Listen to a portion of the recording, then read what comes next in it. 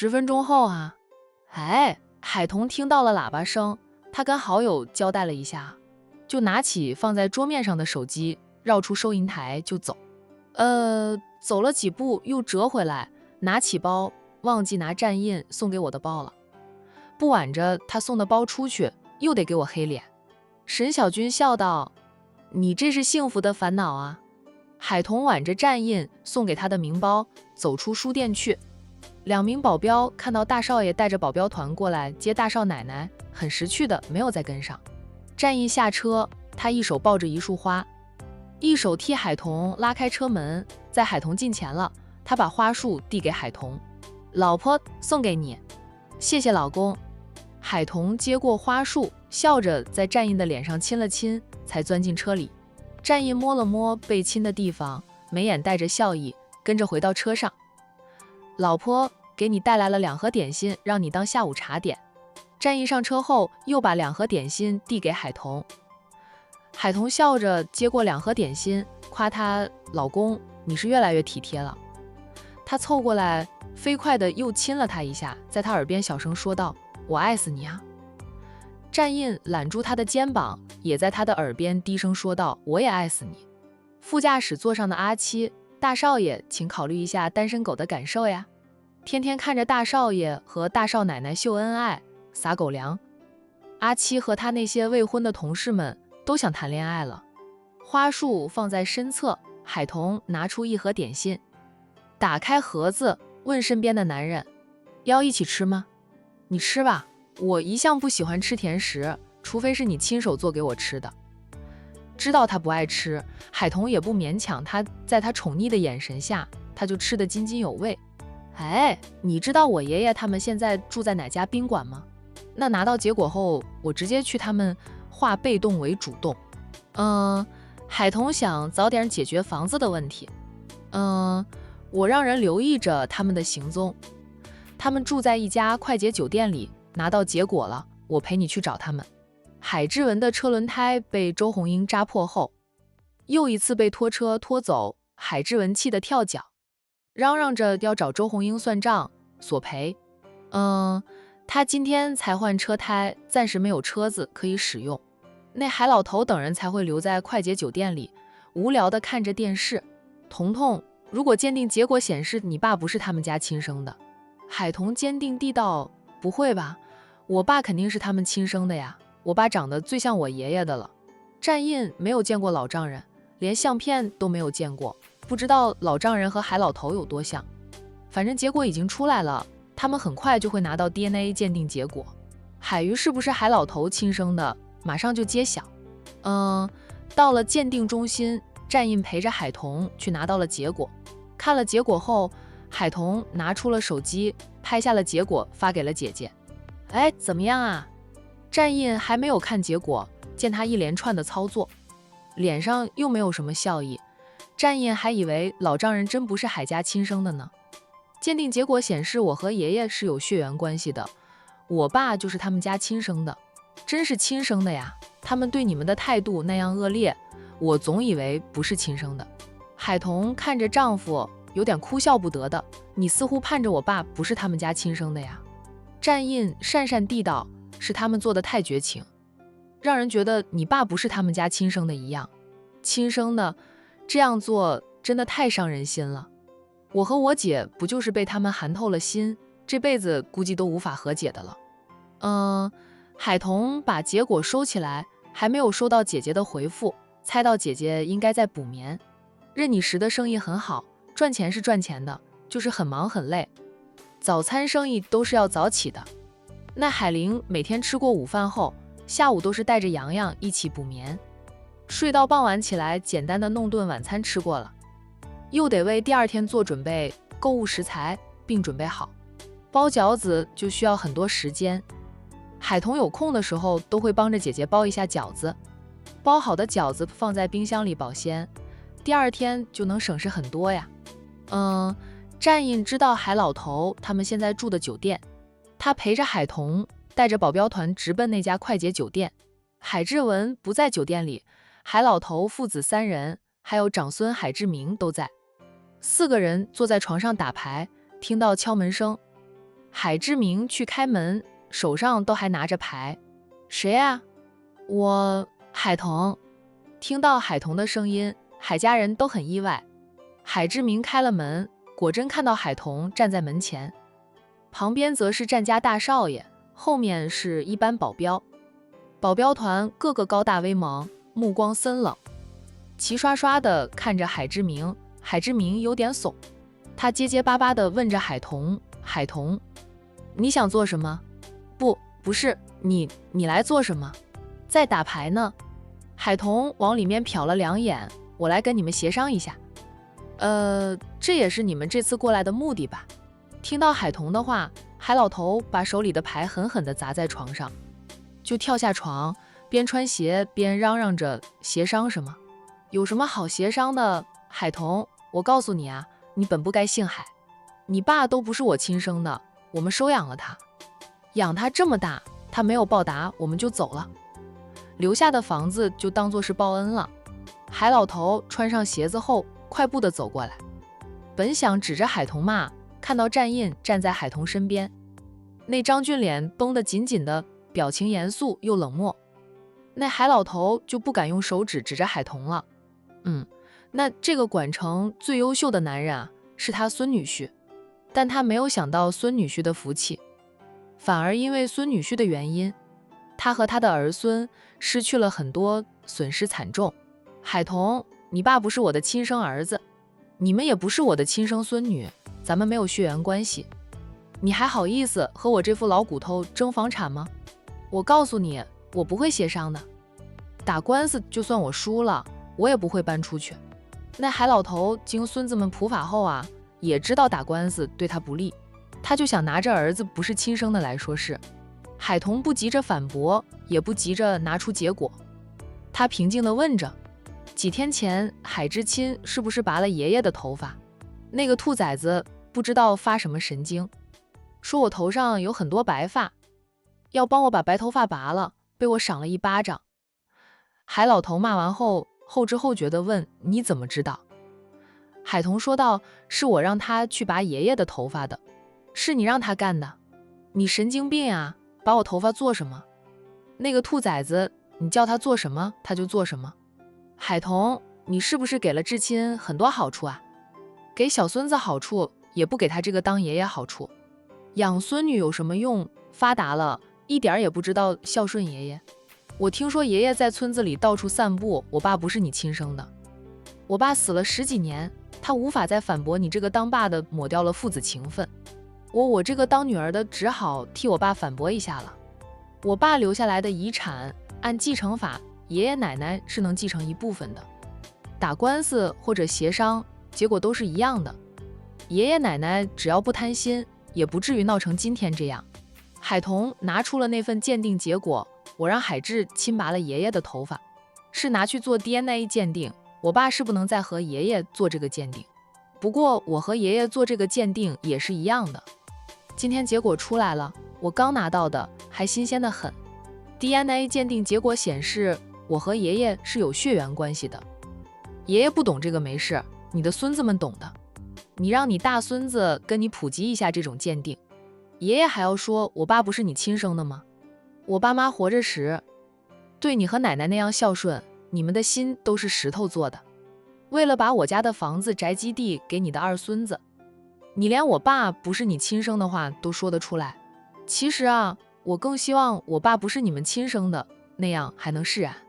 你们对我爸对我姐妹俩太无情，太心狠，都不像是亲爷爷奶奶会做的事。海老头看看那份结果，又看看海童，再扭头看看儿孙，张张嘴，一时间却不知道该说什么。老三是不是亲生的，他夫妻俩最清楚。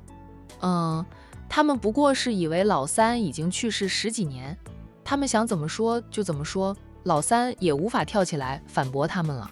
志明，这个什么 D 什么 A 的鉴定是什么？海老头好一会儿才找回了舌头，问着海志明。海志明脸色有点灰败，早在爷爷奶奶散步那样的谣言，他就知道行不通的，因为做一次血缘鉴定，谣言就不攻自破了。爷爷奶奶听不进去，还说他们不和海童姐妹俩做那个什么血缘鉴定，海童也拿他们没有办法。没想到海童利用了海至亲，拔了爷爷的头发，先一步去做了血缘鉴定，现在结果都出来了，他们还能再说什么？海童，给我点时间和爷爷谈谈。海之明对海童说了句，就关上了房门，把爷爷拉回房里去。10几分钟后，海之明再次开了房门，他对海童说道：海童，你叫上你姐，我们找个地方坐下来好好的协商一下。今天呢，把这件事解决了，不闹了。闹来闹去，他们都是不占理的那一方。人家海童现在背后有首富战家当靠山，他们根本就斗不过，况且海童本来就占理。海之明说服爷爷跟海童姐妹俩协议解决三叔家里的房产问题。好，海童答应了。能协商就协商，他也不想去打官司费时间。1个小时后啊，战印呢在管城大酒店安排了一间雅间，让爷孙协商。海玲带着洋洋过来了，海老头也把海志文叫回来了。他力争老三家的房产，本是想给海志文继承的，他也一直把二孙子当成重心，事事都喜欢和海志文商量。知道海童利用了小堂弟，提前和爷爷做了 DNA 血缘鉴定，那海志文呢也知道他们再闹腾下去都是跳梁小丑。小珍的整容手术又出了意外，明明说好了是对着海童的样子来整的，结果整出来却成了大堂妹妹的样子。想让海小珍取代海童，成为战家的少奶奶，这一条路也很难行得通。在战家面前，他们海家人再多也敌不过人家一根手指头，况且战家的人也很多，战家的少爷们个个都是人中龙凤，在管城的身份地位是他们海家人仰望都要脖子酸的。他们的不甘心，意图欺负海童姐妹俩到底，不过是自取其辱。别说姐妹俩如今背后有强大的靠山，就算没有靠山，以姐妹俩的脾性，他们也会打官司要回房子的。就这件事，从一开始他们就看到了书局。海玲、海童，你们现在都在城里扎了根，混得也不差，你们大概也不会回海家村生活的了。你爸妈留下来的房子、宅基地，你们开个价卖给我们吧。海志明先开口，你们要是不想卖，那就按爷爷奶奶的占比份额给点钱2位老人家。2位老人家就放弃了继承房子、宅基地，都是你们姐妹俩的。不过要让2位老人家在那里住到百年归西，他们长期住那里也习惯了。其实是大家都不想接2位老人家入住他们的别墅，一是呢，他们的妻子和海老太合不来，容易闹矛盾；二是觉得2位老人生活上不太讲究卫生，年轻人嫌他们脏；再有就是怕海老头夫妻俩死在他们的别墅里，把他们的别墅都弄脏了。反正2老一直都是跟着老三家里生活的。老三夫妻俩车祸去世后，也是住在老三家里，就让2老一直住到死吧。爷爷奶奶不仅仅只生了我爸一个，我爸妈活着时，但凡2个老人家不舒服，都是我爸妈带他们去看医生，也是我爸妈照顾他们，做的再多也比不上你们这些人哄2句好听的话。爷爷奶奶老了，养老的问题不能全扔给我爸爸，我爸不在了，是不能再照顾他们，但我爸的死亡赔偿金等于是全给了爷爷奶奶的。哦，那等于是提前支付了养爷爷奶奶的钱。我爸不在了，你们还都好好的活着，条件也不差，家家都住着自建的小别墅，小日子过得有滋有味的。你们不愿意接2位老人家去住，要继续住在我家里，我姐妹俩没有意见。海童提醒着，但10几年前，爷爷奶奶和我们姐妹俩签下了协议的，生不养，死不葬，2位老人家养老，按理都是轮流照顾，轮流住，让他们长期住我家，你们难道不该补贴我们一点？他也不想斤斤计较，是这些人到现在都还想着欺负姐妹俩。你看我看你之后，海志明问海童，你们姐妹俩商量一下，开个价。还是把房子和宅基地都卖给我们吧，我们开价卖房子，你们出钱还是让2个老的出钱？海志明说道，是买下来给爷爷奶奶住的，当然是爷爷奶奶出钱了，不过奶奶生了病后，两老的存款也不多了，奶奶治病后期都是我们大家出的钱，他们可能一下子拿不出太多的钱，可以让爷爷奶奶给你们写欠条，然后让他们有多少钱就先给多少钱，不够了就先欠着。哎，欠着你们还吗？海玲忍不住问道，两个老人家年纪大了，那没有了收入来源，他们拿什么来买房？海志明不吭声了。海老头听着孙子孙女的话，有点生气地对两个儿子说道，你们兄弟几个出钱帮我把房子买下来，老三那一份我和你们的妈已经占了房子的份额了。海老大和海老二异口同声的道，爸，我们现在也没有工作，也没有收入呀，都是靠着儿女养的了，哪有钱掏出来给你买房？海老头看向两个孙子，海志明说道，爷爷本来是想把三叔的房子和宅基地都给志文的，真要买的话，就让志文出钱买下来，那样志文继承，我们都没有意见了。海志文则是说道，我在镇上有一栋房子，我不缺房子住，爷爷有财产，我就要分财产，没有财产分，我不出这个钱，爷爷是生了我爸，又没有生养我，给爷爷买房，养老不应该是我这个当孙子的来承担。听着自己最宝贝的孙子说的话，海老头气得老脸铁青。海玲姐妹俩是知道老家人无耻的了，却又一次被刷新了下限。海志文不觉得自己无耻，他说道，海童，要不还是你们出钱买下爷爷奶奶的占比份额吧，让两老继续住在你们家里，大不了让爷爷奶奶给你们一点房租钱。农村的房收租不贵，一栋房子一个月也就是300-400块钱，爷爷奶奶支付得起。那他的话得到了其他人的认同。海老头却说道，我和你奶奶的钱啊，还要留着养老，房租钱你们给我支付，别说你们养不起我，一个月300-400的房租，几家平分还养不起吗？他瞪着两个儿子骂道，你们小的时候，我和你妈两个人养你们几个都能养活，除了老三短命早走，你们这几个哪一个不是活得好好的？老三夫妻俩不在了，我和你们老妈顶着骂名，硬要了那么多的赔偿款，给谁了？还不是分给了你们，让你们有了本钱去创业，才有今天这样的好日子过。现在让你们几个养我们两个老的，你们养不起吗？海玲、海童，按比分计算，我和你奶奶分到的份额面积，你们姐妹俩再按我们镇上的地皮价格买下我们的占比份额面积，然后我和你奶奶继续住在你们家里，房租水电由你两个伯一个叔平分，你管他们收租就行。10几年前我们和你们签了协议，生不用你们养，死不用你们葬，说到做到，你们也不用再管我们。我还有3个儿子，一堆的孙子呢，还怕死了没人葬。海老头有点被伤到，儿孙一大堆，个个生活都很好。一说到他和老七的养老问题，就你推我推的，话里话外就养不起他夫妻俩。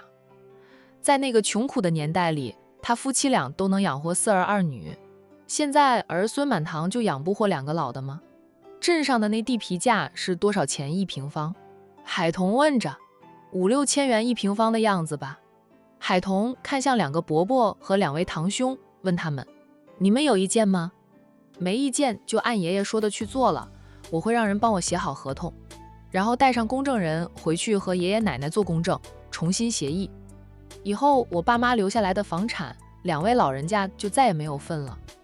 他们不搬出来，以后你们每个月交房租水电人，我们这一房该给的钱也都给过得了。我们不占你们的便宜，但你们也别想占我们的便宜。战印凑到海童的耳边低声说道，先过户，虽说房证上面还是你爸的名字，但你爷爷奶奶还在，要他们签字放弃继承，才能由你们姐妹俩完全继承过来。过户到姐妹俩的这名下了，以后就不用再与这些人扯皮。海童点头啊。海家人没有意见，海志明就说道，海童啊，那就这样做吧，你们买下爷爷奶奶占的比例份额，以后爷爷奶奶住在你们家，我们给房租水电费，不过呢，我们也要回家和四叔他们说一声，你姐妹俩明天再带着协议回去一趟，叫上村长他们作证。行，海玲爽快地答应下来。不用再扯皮，再闹腾，能协商解决父母留下来的遗产，于姐妹俩来说呢，也是好事。协商好了，海家人就着急回家去。海老头走出酒店后，还扭头看了海童姐妹俩良久，抿着的嘴皮子动了动，最后却是什么话也没有说出来。海家人离开后，海玲牵着儿子，对妹妹夫妻俩说道：“彤彤、战印，我和洋洋回去了，姐，我送你们。”海玲笑道：“不用，姐骑着摩托车过来的。”姐，你去买辆车吧，要不我送一辆给你。不用，姐过2天闲了就去看车，姐有钱。姐自己买，周末比较闲，你陪姐去看看车。海玲始终拒绝妹妹或者妹夫要送她车子或者房子，她自己有钱买车，买房的话现在还买不起。不过她的生意很好，干上几年肯定能赚到钱买房的。海玲骑着摩托车载着洋洋离开了管城酒店。那在路上呢，又遇上了陆东明。海玲总觉得管城太小，去哪都能遇到陆东明。陆东明先认出海玲的，在母子俩后面猛按车喇叭。海玲不知道是他听到后面的车辆猛按车喇叭，他扭头看了2眼，陆东明朝他挥挥手，冲他笑着。看陆东明放缓了车速，并把车靠边，要停下来的样子，海玲也停了车。陆东明靠边停好车后，跟着下车几步，走到母子俩跟前，伸手就先摸了摸坐在儿童椅上的洋洋，看洋洋的眼神温柔得很。海玲，你带洋洋去哪里啊？与此同时，一辆宝马开过，开车的女司机看到这一幕，马上对副驾驶座上的人说道：“阿姨，那是陆四哥吗？”开车的人是于茵茵，她开的那辆车则是陆太太的，就陆太太借给于茵茵在管城时使用。陆太太是真的很喜欢于茵茵，极力的想撮合于茵茵和陆东明。于茵茵倒是不着急去追求陆东明，而是有空了就陪着陆太太到处散心，让陆太太更加喜欢她。她走的是婆婆路线。听了于茵茵的话，陆太太扭头看向车窗外，于茵茵的车子在行驶中，后面也有很多车辆跟着，她不能突然刹车或者减速。在陆太太扭头看的时候，距离已经拉开老远了。不过当妈的人还是能轻易就认出自己的儿子的。是东明。陆太太肯定地道。跟陆四哥说话的那个女人是谁啊？陆太太没有看清楚海玲，她说道：“茵茵，前面有红绿灯路口，可以掉头的。那我们回头看看啊，那个女人是谁？她的小儿子除了亲人以外，以及不谈生意外，鲜少会和异性接触的，就是这样，他才会单身到现在。”陆太太觉得是儿子脸上那道刀疤过于吓人，成了儿子单身的主要原因。好啊，于茵茵也想知道那个女人是谁。陆东明是他现在想追求的目标对象，他们于是集团想在管城做生意。若是她能嫁给陆东明，对于是帮助很大。她和陆东明结合呢，也属于强强联手。他就欣赏像陆东明这种不依靠家族也能自己混出个人样的男人，就男性气概十足的，哪怕破了相，他也喜欢，欣赏得很。那陆东明不知道他下车和海玲说话会被母亲和于茵茵看到，他问了海玲后，摸了摸洋洋的头，还想抱洋洋，洋洋不要他抱，他只得作罢。出来办点事，现在事情办妥了，我带洋洋回去再睡一会儿吧。海玲说道，又问陆东明：“陆总这是要去哪里？”陆总忙的话，我们不占用陆总的时间了。陆东明笑道：“我也是出来办点事的，事情也办好了，准备回公司。”他又看看洋洋，对海玲说道：“海玲，你可以买辆车，那样带着洋洋就安全一点。摩托车在车来车往的大街上始终有危险。周末我叫尚彤彤陪我去 4S 看看车，看中就买一辆，是要买辆车了，那拉货也方便点。他想过买辆摩托3轮车的，想了想后，还是买辆小轿车吧，他的店里需要的食材买齐了，放在小轿车上也能拉回来，还可以家用。陆东明说道，我跟一家 4S 店的老板很熟，要不我带你过去看看？不用了，彤彤陪我去就行。陆总工作忙，不好占用陆总的时间。你不是说是周末再去看车吗？周末我也不用上班呀，在家里闲着也是闲着。海童对车子的了解肯定没有我们男人清楚的呀。陆东明极力的想蹭个名额陪海玲去买车。海玲笑了笑，说道，彤彤不太了解。站印了解啊，周末站印也不上班的。陆东明不说话了，他都忽略了站印。海童要陪姐姐去看车，站印怎么可能不跟着？那有什么需要帮忙的跟我说一声啊。好的，先谢谢陆总了。海玲客气的道谢，就对陆东明说道，陆总，我们先走吧，再见。陆东明叮嘱他骑慢一点。洋洋，再见。洋洋朝陆东明挥挥小手，陆叔叔再见。海玲骑着车带着儿子走了。陆东明站在原地看着母子俩渐渐远去的背影，直到母子俩变成了小黑点，他才扭身回到自己的车上，重新把车开动回公司去。他的车开走后，停在他车子后面50米远的那辆宝马也跟着开动。茵茵，咱们开快一点，超越东明的车子，追上前去看看那个女人到底是谁。怕被陆东明发现，两个人在调转车头，重新走了一遍那段路后，并没有越过去，就在陆东明停车的地方不远处停下来。但这样还是无法看清楚那个女人的面容。陆太太是见过海玲的，不过她见到海玲时，海玲还很胖，身材是横着长的。现在海玲减掉了几十斤，瘦了很多，陆太太就认不出海玲来。况且她在商家宴会上看到海玲时，也就是瞧了几眼，并不把海玲放在心上。于茵茵嗯了一声，她就加大油门追在陆东明的车子后面跑，很快呢就超越了陆东明的那辆车。陆东明等母亲的车辆超过了他的车子后，才看到他也没有追上前去打招呼。不用问也知道母亲是和于茵茵一起的，他怕追上前去打招呼会被于茵茵缠住。于茵茵这种在商界摸爬打滚的人啊，相中一个男人，他是光明正大的开展追求的，胆大的很。海玲是骑着摩托车的，车速没有4个轮的快。几分钟后，于茵茵的车子就从海玲身边开过。陆太太特意按下车窗看，海玲戴着头盔，她没看清海玲的样子。不过呢，她看到了坐在儿童椅上的洋洋。很快，她按回了车窗，脸色难看。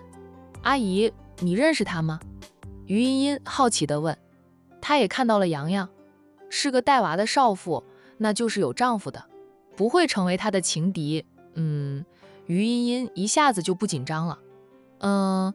陆太太说道，我猜的没错的话，她是海玲，就是商太太的外甥女，战家大少奶奶的亲姐姐。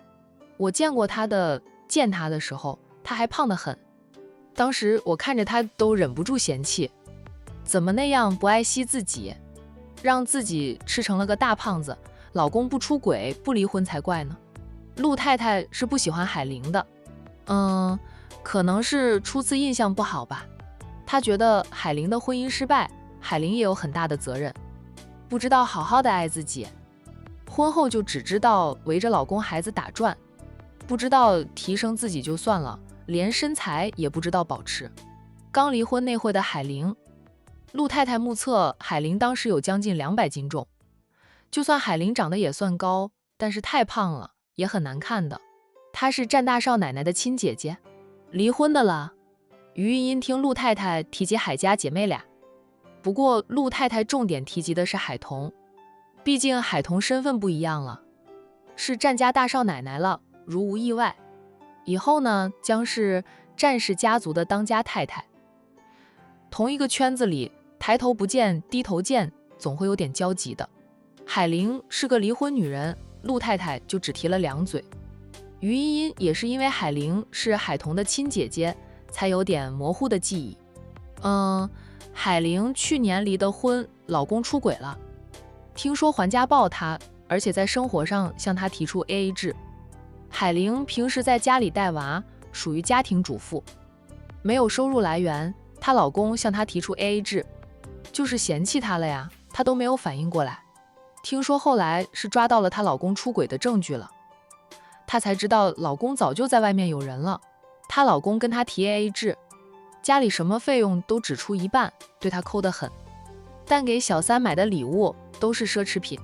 女人呀，特别是嫁了人的女人，要活得明白一点，爱人先爱己，自己不懂得爱惜自己，你指望老公来爱惜你吗？尽量保持着经济独立，若是无法保持经济独立，能抓住家里财政大权也行，花老公挣的钱不必替他省，太省了。他的钱就给别人花了，自己一年到头舍不得买一身新衣服，舍不得买一套护肤品，为那个家省钱。人家非但不珍惜你，反而嫌弃你不修边幅，丑，不想带你出门，嫌你给他丢人呢。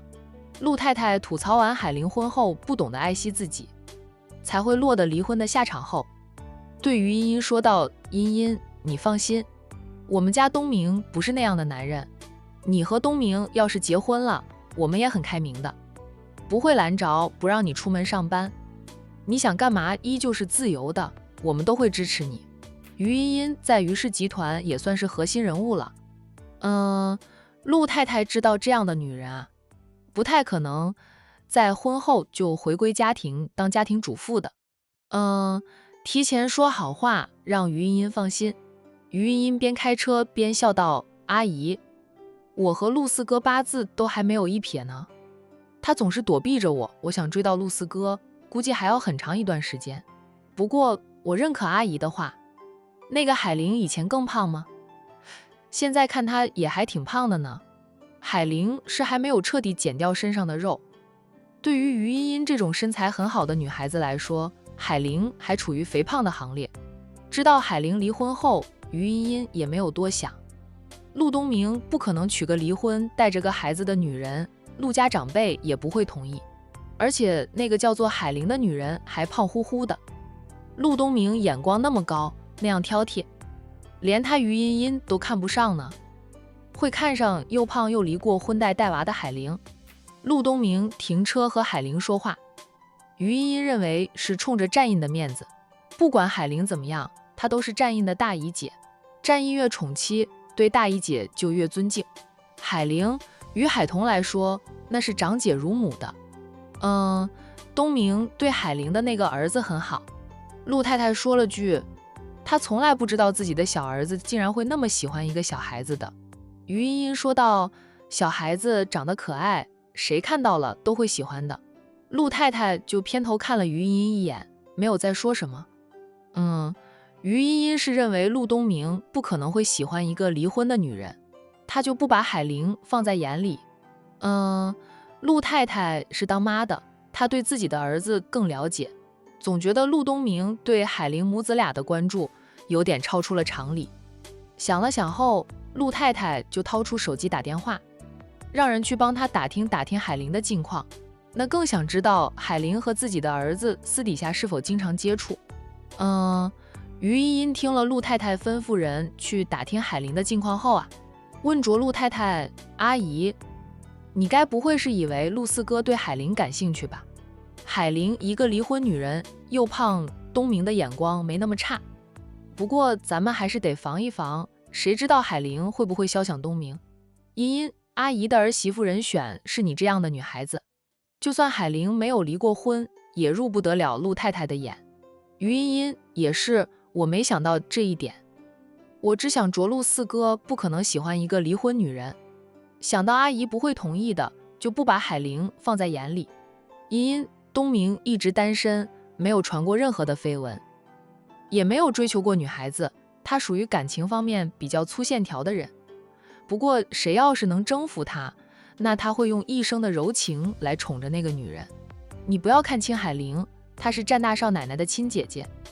东明和战印又是好朋友，他们经常见面，相处的时间多了，谁知道海玲会不会生出野心，也想像她妹妹那样飞上枝头变凤凰。所以你最要防的人就是海玲。若发现不对劲，阿姨也相信你能对付得了海玲的。于茵茵神情变得严肃，再不敢轻视海玲了。陆东明或许不会爱上一个离婚女人，但难保那个离婚女人不会肖想陆东明呀。哎，阿姨，我知道的呀。于茵茵有信心征服陆东明。现在陆东明逃避他，逃避得越欢，以后爱上他后就会越宠他。我们回去陆氏集团看看。陆太太说道。于茵茵说道：阿姨，陆四哥工作很忙，我们没什么事的话，去公司打扰他，影响到他工作，他会更加不喜欢我，甚至觉得我利用阿姨来对他施压。陆太太笑着打趣他：这么快就偏着东明，心疼他了。那行，听你的，那我们去逛街吧。你看中喜欢的，阿姨都买下来送给你。阿姨，我什么都不缺。于茵茵不用陆太太给她买衣服，名包她自己就有很多。她就缺个老公。你没有带着礼服过来吧？去看看礼服吧。过2天阿姨要去参加宴会，我跟东明说，让东明陪我一起去，你也去，总要有礼服的。定制的话来不及了，只好先委屈一下你，买现成的了。于茵茵很乐意陪着陆太太去参加宴会。那陆太太的交际圈子里都是管成上流社会的人物，她陪着陆太太参加宴会，就能快速的结交到管成上流社会的贵太太们。不委屈，我有时候也会买现成的礼服。陆太太笑道：茵茵，阿姨真的是越来越喜欢你了，你大方得体又有能力，东明若是能娶到你，阿姨做梦都能笑醒。于茵茵被陆太太夸赞，她全盘接收，自信得很。